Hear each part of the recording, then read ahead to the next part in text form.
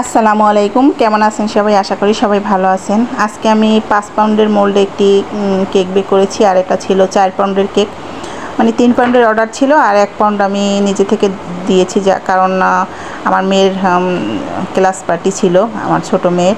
তো ওদের ক্লাসের জন্য নিয়েছিল, যার কারণে আমি বলেছি ঠিক আছে আমি 1 পাউন্ড বেশি করে দিব, যেহেতু ওদের পার্টি। আর এই জন্য আমি একটু বড় করে আর কি করে দিয়েছি, 5 পাউন্ডের মোল্ডে বেক করেছি, যাতে কেকের স্লাইসগুলো একটু পাতলা হলেও একটু বেশি পরিমাণে হয় আর কি, যেহেতু বাচ্চারা একটু যাতে খুব শান্তি মতো খেতে পারে আর কি, এই কারণে। আর পিসগুলো মাশাআল্লাহ অনেক বড় হয়েছিল, আর কেকটা প্রায় 4.5 পাউন্ড ওজন হয়ে গিয়েছিল। যাই হোক, কোনো ব্যাপার না, এরকম আর কি। হোমমেড কেক দেখা যায় কি ওইভাবে একদম প্রপার ওয়েতে বানানো যায় না, যে একদম সেম টু সেম 4 পাউন্ডই হবে বা 5 পাউন্ডই হবে, একটু বেশি হবেই। আর বেকারিতে যেরকম একদম হয় তো সেরকম হয় না, একটু বেশি কম হয়ে যায়, কম হয় না, সবসময় হোমমেড কেকে বেশিই হয়। তো দেখুন কেকটা কিন্তু মাশাআল্লাহ 5 পাউন্ডের মোল্ডে বেক করার পরেও কিন্তু অনেক বড় হয়েছিল, মানে অনেক উঁচুই হয়েছিল হাইট। আর 2টা স্লাইস করেছি, যেহেতু খুব বেশি বড় কেক আমি কিন্তু একদম সামলাতে পারছিলাম না, আর এর থেকে বড় বোর্ড আমার ছিল না। আর একটু বড় বোর্ড যদি আমি নিতাম তাহলে হয়তো দেখা গেছে কি যে কেকটা খুব সুন্দর হতো আর কি। তো বোর্ডটা ছিল 13x13, আর কেকটা ছিল 12x12, মানে মোল্ডেরও যে মাপটা। তো সেই অনুযায়ী আর কি আমার যদি 15x15 বোর্ড নিতাম তাহলে হয়তো ঠিক হতো, কিন্তু একদম দেখুন সেম টু একদম সেম হয়ে গেছে। একদম কেকটা মনে হয় যেন পাশে ডেকোরেশন করার পরে একদম জায়গা ছিল না। আর এই কেকটা ডেকোরেশন করার পরে আমার মানে ডেলিভারি দিতেও অনেক ঝামেলা হয়েছে, আর সেটা আমি আপনাদেরকে শেয়ার করব আস্তে আস্তে ডেকোরেশন করতে করতে আর কি। তো যেহেতু একটু পাতলা করে করেছি, তো স্লাইসগুলো কিন্তু ওইভাবে একদম সাবধানে আমাকে বসাতে হয়েছে। আর ক্রিম যেহেতু বাচ্চারা খাবে, খুব বেশি পরিমাণ ক্রিম দিতে আমাকে না করেছিল। স্কুলের টিচাররা বলেছিল যে আপনি হোমমেড কেক, আর আমার কাছ থেকেই তারা সব সময় আর কি, যত পার্টি হোক বা কোনো অনুষ্ঠান হোক, স্কুলের যত কিছু হোক, স্কুলের টিচারদের যদি কেক লাগে সেটাও আমার কাছ থেকেই অর্ডার করে। তো এই তো কেকটাতে কিন্তু আমি ক্রিম দিয়ে দিচ্ছি, আর খুব বেশি কিন্তু আমি ক্রিম ভিতরে দেইনি, মানে মোটামুটি যেটুকু না দিলেই নয়। যেহেতু কেকটা আমি সারা রাত ফ্রিজিং করব, তো এতে কিন্তু ক্রিমটা মানে সোক করে নিবে আর কি কেকে, তো যার কারণে কিন্তু একটু ক্রিম না দিলেই একদম না। তো আমাকে টিচাররা বলে দিয়েছিল খুব বেশি যাতে ক্রিম না দেই, যাতে কেকটা বেশি থাকে। তো এই কারণে আমি আর কি যতটুকু সম্ভব কম করে আর কি দিয়েছি ক্রিম। তারপরে ডেকোরেশনের জন্য যেটুকু লাগে সেটুকু তো দিতেই হবে, কারণ ফিনিশিংয়েরও একটা ব্যাপার আছে। আর এই যে দেখুন, আর কেকটা কিন্তু একদম ভেঙে যায়নি, একদম সুন্দর ছিল। আর 2টা স্লাইস করার পরে কেকটা কিন্তু মাশাআল্লাহ তারপরও মোটামুটি হাইট ছিল। আর কেকটা দেখার পরে ম্যাডামরাও এত খুশি হয়েছিল যে না, মানে দিয়েছে 3 পাউন্ডের অর্ডার, সেখানে আমি 1 পাউন্ড বেশি করে দিয়েছি, তারপরে আবার 5 পাউন্ডের মোল্ডে বেক করেছি। তো সেটা দেখে আর কি ওনারা অনেক খুশি হয়েছে, আর অনেক মানে রিভিউটাও ভালো দিয়েছে। তো আলহামদুলিল্লাহ, আসলে বাচ্চাদের খুশির জন্যই এরকম টুকটাক আয়োজন করা, ক্লাস পার্টি করে। তো সেখানে দেখা গেছে কি যে একটা বাচ্চা একটু কম পেলো, একটা বাচ্চা একটু বেশি পেলো, তো যার কারণে আমি একটু বড় করে করেছি, যাতে 30 পিস কেক হয়েছে, আর একদম 30টা পিস হয়েছে। এত বড় বড় সাইজ হয়েছিল যে বাচ্চারা খেয়ে তারপরে নাকি বলেছে যে একদম পেট ভরে গেছে। তো ওরকম একটা পিস দেখা গেছে কি আমরা বাইরে থেকে কিনতে গেলে দেখা যায় 100 টাকা পিস করে আর কি, তো সে পিসগুলোও দেখা যায় অত বড় থাকে না।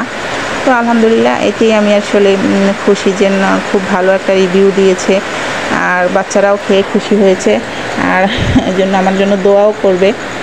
দেখা যায় বাচ্চাদের জন্য যদি কেক নেয় বা কিছু, আমি সবসময় চেষ্টা করি যে আমার নিজের লস হয় হোক, আমি একটু বেশি দিই সবসময়। তো আর এই জন্যই ম্যাডাম আমার উপরে খুবই খুশি যে আপনি কীভাবে এক তো 4 পাউন্ড দিয়েছেন, 3 পাউন্ডের টাকা দিয়েছে, 3 পাউন্ডেরও টাকা দেয়নি আমাকে, মানে আড়াই পাউন্ডের টাকা দিয়েছে, আর সেটা দিয়ে আমি একদম 5 পাউন্ডের একটা মোটামুটি 5 পাউন্ডের মতো একটা কেক করে দিয়েছি। তো যাই হোক, এরকম মাঝে মাঝে সবসময় তো আর কি লাভের চিন্তা করলে হয় না, দেখা যায় যে বাচ্চাদের খুশির জন্য আর ছোট বাচ্চাদের খুশির জন্য মাঝে মধ্যে একটু নিজের লস হলেও সমস্যা নেই। আর এটাই আমার জন্য দোয়া করবে, এটাই অনেক, বাচ্চারা খেয়ে। তো এই তো। আর এত বড় কেক আমার একদম ডেকোরেশন করতে, যেহেতু আমি যে জায়গাটায় কাজ করি ওই জায়গাটা স্পেস অনেক কম, আশেপাশে অনেক জিনিসপত্র রাখা ছিল। তারপরে আমি ক্রিমের বাটি সব কিছু মিলিয়ে দেখা যায় কি আমি একদম হাতে বেঁধে যাচ্ছিল। আর এত বড় কেকটা আমি নড়াতে গিয়ে আমি একদম হিমশিম খাচ্ছিলাম।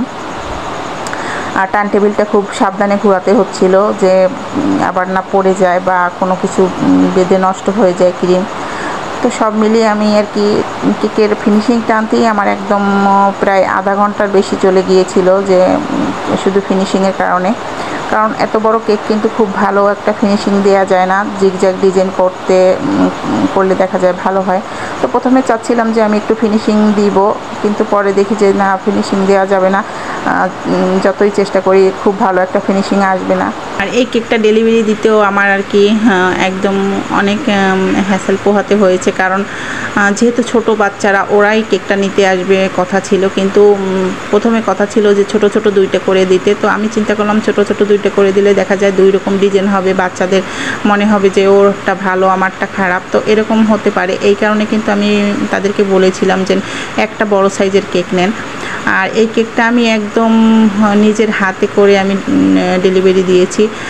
কেকটা যেহেতু অনেক বড় ছিল, রাতে আমি ফ্রিজে যে রাখবো, তো ফ্রিজ থেকে দেখা যায় কি বর্ষার সিজনে কিন্তু ঘেমে তারপরে পানি পড়ে, ফ্রিজে কেকের উপরে পানি পড়তে পারে। তো এই কারণে আমি চিন্তা করেছিলাম যে একদম বক্স করে তারপরে আমি কেকটা রাখবো। তো বক্স করতে গিয়ে আমার আরেকটা হ্যাসেল পোহাতে হয়েছে, যে মানে বক্সের যে সাইজ, তো ওই সাইজের আর কি কেকটার থেকে বক্সের সাইজ ছোট হয়ে যায়, মানে একটু বড় হলে তাহলে বক্সে একদম ঠিকঠাক যেত আর কি কেকটা। তো একদম বক্স অনুযায়ী কেকটা হয়নি। তো বক্সটা আমি তারপরে বড় করেছি, তারপরে বিভিন্ন ধরনের আমি সিস্টেম করে তারপরে আমি বক্সে কেকটা রেখে তারপরে আমি ফ্রিজিং করেছি। আর ফ্রিজিং করার পরে আর কি রাতে আমি বারবার দেখছিলাম যে আল্লাহ কেকটা না নষ্ট হয়ে যায়, যেহেতু আমি বক্সটা একটু বড় করেছি, তো বক্সটা আবার কোনোভাবে না উপর থেকে মুখটা একটু বড় করেছি, তো কোনোভাবে না লেগে যায়, মানে বিভিন্ন ধরনের টেনশন হচ্ছিল। তারপরে আমি চিন্তা করেছিলাম যে ঠিক আছে, কেকটা যেহেতু ওরা নিতে আসবে, আর এত বর্ষা ছিল আজকে, সারা দিন খুবই বৃষ্টি ছিল। তো আমি চিন্তা করেছি ওরা তো কোনোভাবেই কেকটা নিয়ে যেতে পারবে না, কারণ কেকটা যদি নষ্ট করে ফেলে এই বর্ষার সিজনে কোনোভাবে, তাহলে তো একদম ওদের এত বাচ্চাদের এত মানে কি বলবো, এত একটা খুশি, তো ওরা একদম ভেঙে পড়বে, আর নষ্ট হয়ে গেলে তো ওদের একদম অনুষ্ঠানটা মাটি হয়ে যাবে। তো সব মিলিয়ে আমি রিস্ক নিয়েছিলাম যে আমি কেকটা মানে করি, ম্যাডামদের কাছে পৌঁছে দিই। তো ডেলিভারি আর কি আমিই করেছিলাম। আমি বলে দিয়েছিলাম যে না, যখন অনুষ্ঠানটা হবে তার কিছুক্ষণ আগে আমাকে আর কি কল দিতে, যাতে আমি একদম কেকটা গিয়ে প্যাকেটটা একদম খুলে তারপরে আমি সেট করে দিতে পারি।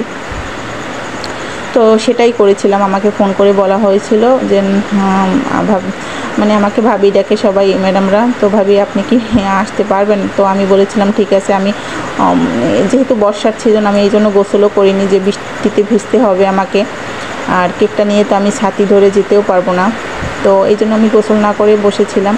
তো কেকটা দিয়ে একবারে তারপরে এসে আমি মানে গোসলটা করেছি, এরকম অবস্থা ছিল, যেহেতু প্রচুর বৃষ্টি। আর এখানে তো গাড়িও পাওয়া যাবে না, যেহেতু হাঁটার পথ খুব বেশি দূরও না। আর হাতে করেই আমি একদম কেকটা নিয়েছিলাম। পুরো হাতটা আমার একদম ব্যথা হয়ে গিয়েছিল, কারণ বড় কেক কোনোভাবেই আমি ওইভাবে নেওয়া যাচ্ছিল না, একদম হাতে ধরে হাতের তারার উপরে নিতে হয়েছিল।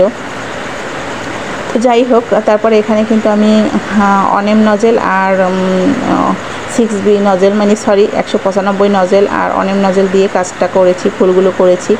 আর এরকমই ডিজাইনটা দিতে বলেছিল আর কি ম্যাডামরা, যে যাতে বাচ্চাদের কোনো কালারে কোনো সমস্যা না হয়। আর ওরা যে কালারটা চয়েস করেছিল, তো আমি ওদের বলেছিলাম যে এই কালারটা দিও না, এই কালারটা দিলে দেখা যায় কেকটা তিতো লাগতে পারে, বেগুনি কালার।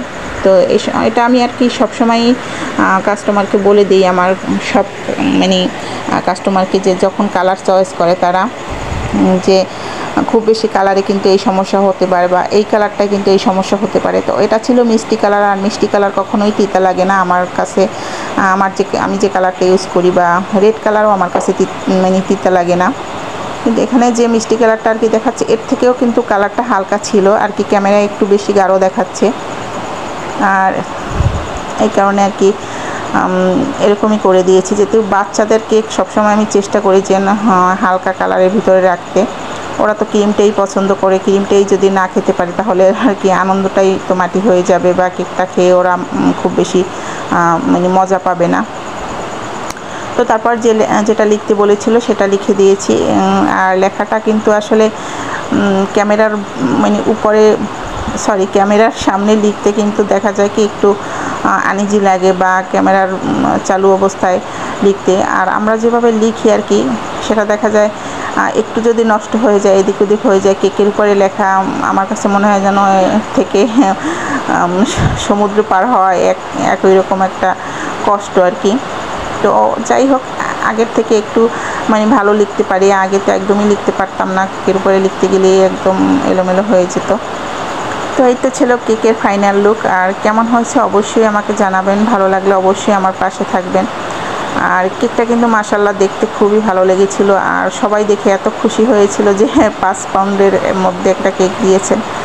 তো সবাই ভালো থাকবেন, আমার জন্য দোয়া করবেন। এই পর্যন্ত ভিডিওটা দেখার জন্য সবাইকে ধন্যবাদ। আল্লাহ হাফেজ।